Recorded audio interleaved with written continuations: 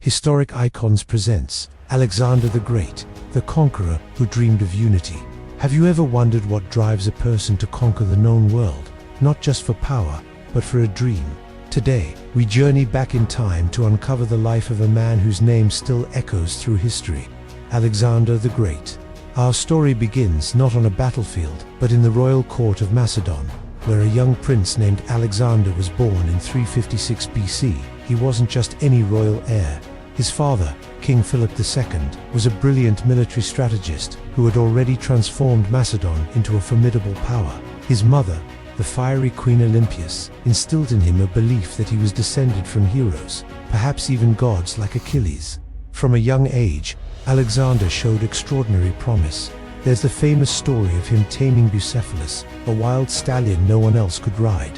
While others used force, Alexander noticed the horse was afraid of its own shadow. He simply turned Bucephalus towards the sun, calming it, and rode him triumphantly. This wasn't just a boy taming a horse.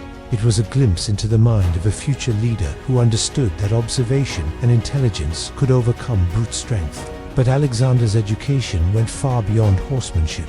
His father hired the greatest mind of the age to be his tutor, the philosopher Aristotle. For 3 years, Aristotle taught Alexander everything from philosophy and medicine to logic and ethics. He ignited in the young prince a passion for knowledge and a deep appreciation for Greek culture. Aristotle gave him an annotated copy of Homer's Iliad, which Alexander reportedly kept under his pillow for the rest of his life, a constant reminder of the heroic deeds of Achilles. This education shaped his vision not just as a conqueror, but as a spreader of Hellenistic civilization. Tragedy struck in 336 BC at his daughter's wedding. King Philip II was assassinated, thrusting a 20-year-old Alexander onto the throne. Many of the Greek city-states his father had subdued saw this as an opportunity to rebel. They underestimated the young king. Alexander moved with lightning speed. He swiftly crushed the uprisings, making an example of the city of Thebes by razing it to the ground. His message was clear. The time for division was over. Macedon was in charge, and he was ready to fulfill his father's ultimate ambition, to invade the mighty Persian Empire. In 334 BC, with an army of around 40,000 men, Alexander crossed the Hellespont into Asia. It seemed like an impossible task. The Persian Empire was the largest the world had ever seen, stretching from Egypt to India, with seemingly endless resources and manpower. His first major test came at the Granicus River. Outnumbered, Alexander led the charge himself, plunging his cavalry directly into the heart of the enemy lines. It was a risky, audacious move, but it worked. The Persian defenses crumbled, and this stunning victory opened the gateway to Asia Minor. Alexander's military genius was unlike anything seen before. He perfected the use of the sarissa, the long Macedonian pike, and combined his infantry phalanxes with swift, decisive cavalry charges. His strategies were flexible, creative, and always aggressive.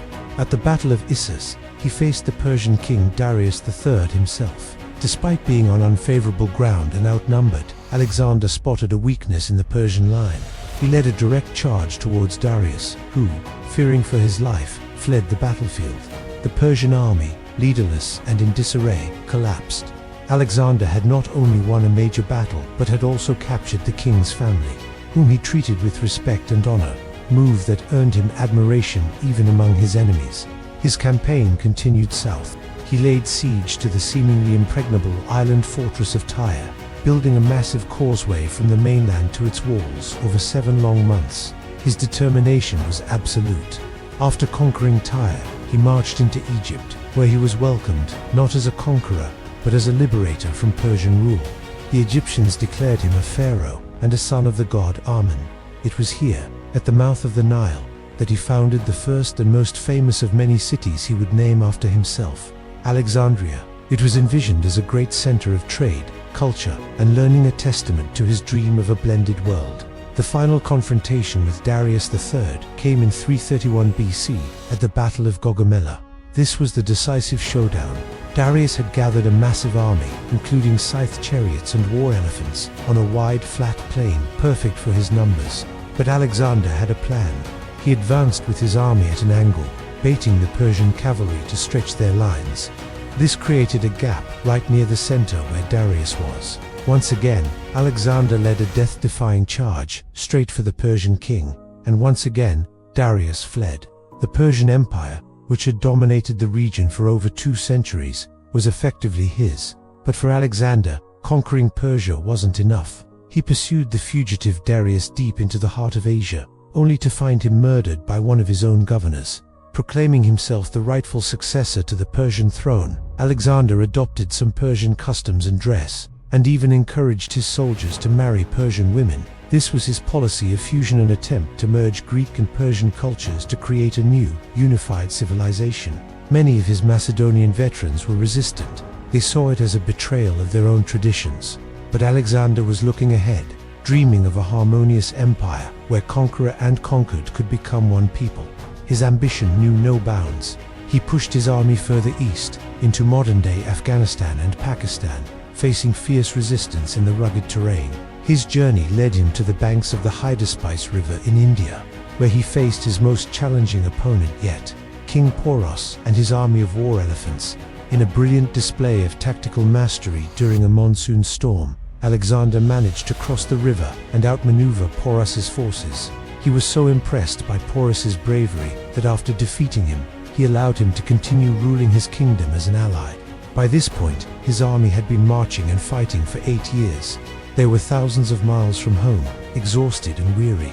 When Alexander announced his intention to march even further east to the Ganges River, his men finally refused. They had followed him to the edge of the known world, but they would go no further. For the first time, Alexander had to yield to the will of his soldiers. He agreed to turn back. The return journey was brutal. Alexander split his forces, leading one contingent through the treacherous Gedrosian desert. Thousands perished from heat and thirst.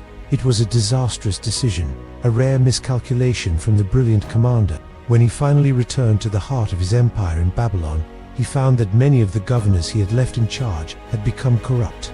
He dealt with them harshly and continued his project of cultural fusion, even staging a mass wedding where he and 80 of his top officers married Persian noblewomen. But the dream was cut short.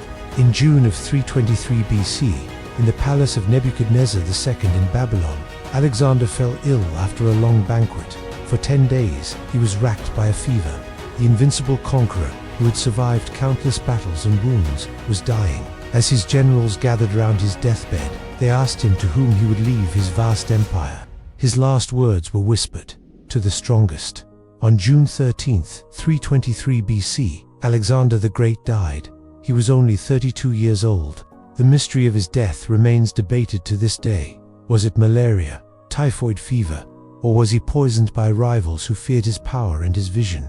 We may never know for sure. Without his unifying leadership, Alexander's empire immediately began to fracture. His generals, known as the Diadochi, or successors, plunged into decades of war, carving up the vast territory for themselves. The dream of a single, unified world died with him.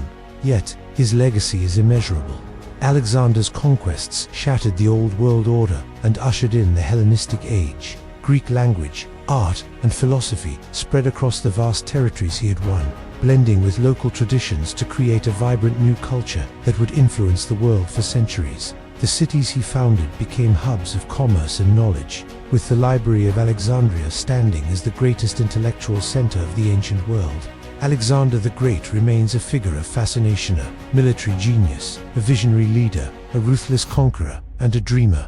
His ambition was as vast as the empire he built. Though his united world was short-lived, his actions reshaped civilization and left a legacy that proves one person's vision can, indeed, change the world forever. Thank you for joining us on this journey through the life of Alexander the Great. If you enjoyed this look into one of history's most iconic figures, don't forget to like, share, and subscribe to our channel for more stories from the past. Let us know in the comments which historical icon you'd like to see next. See you in the next video.